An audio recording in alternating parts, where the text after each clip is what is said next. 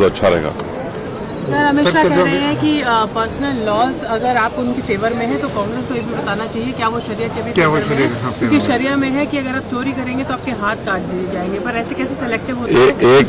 एक बात सुनिए, क्रिमिनल लॉज जो है वो तो क्रिमिनल लॉज है, जो शरीयत एप्लीकेशन एक्ट है या मुस्लिम पर्सनल लॉ है वो तो सिविल मामलात के लिए है।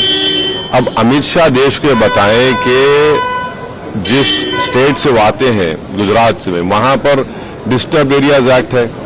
एक हिंदू अपना घर मुसलमान को नहीं बेच सकता, मुसलमान हिंदू को नहीं बेच सकता, और बरसों से चले आ रहा है। वो संविधान का वायलेशन नहीं है। वो गुजरात में और जहां जहां बीजेपी सत्ता में है वहां पर आप कन्वर्जन के खिलाफ कानून बना दिए, जबकि संविधान में राइट टू चॉइस एक फंडामेंटल राइट है। आप कौन होते किसी को रोकने के लिए? मजहब तब्दील कोई कर रहा है तो? अगर आज बाबा साहब अम्बेडकर जिंदा होते तो उनको कहते हैं लोग कि भाई आप नहीं बदल सकते अपना रिलीजन। जब बाबा साहब अम्बेडकर संविधान बनाए और उन्होंने अपना रिलीजन चेंज किया, आप कौन होते उसके खिलाफ रूल्स बनाने, कानून बनाने वाले? आपने कानून बना दिया। आपने लव जिहाद के ऊपर कानून बना दिया। बीजेपी जहां जहां सत्ता में है वहां पर संविधान के खिलाफ काम कर रही है।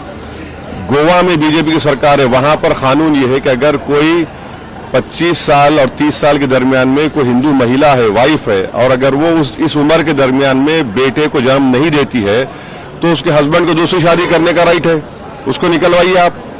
आप कानून बना रहे हैं कि कौन क्या खा सकता है, क्या नहीं खा सकता। आप हरियाणा में गौरक्षक को पुलिस पावर्स दे रहे हैं, वो पकड़े और मारे लोगों को। ये संविधान में है क्या? ये तो ये साफ जाहिर होता है कि अमित शाह और बीजेपी में एक डिस्क्रिमिनेटरी, उनके पास एक पॉलिसी है मुसलमानों के खिलाफ।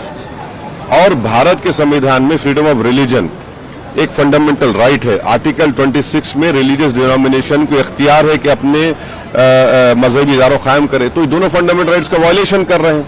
और क्या यूसीसी में सिर्फ डायरेक्टिव प्रिंसिपल का यूसीसी है? डायरेक्टिव प्रिंसिपल में यह भी लिखा गया कि भारत में रिसोर्सेज सबको बांटा जाए। डायरेक्टिव प्रिंसिपल में भी कि शराब पर पाबंदी आयद कर। हमेशा शराब पर पाबंदी क्यों नहीं आयद करते पूरे देश में? चलिए करिए, क्यों नहीं करते आप? डायरेक्टिव प्रिंसिपल में बहुत सी चीजें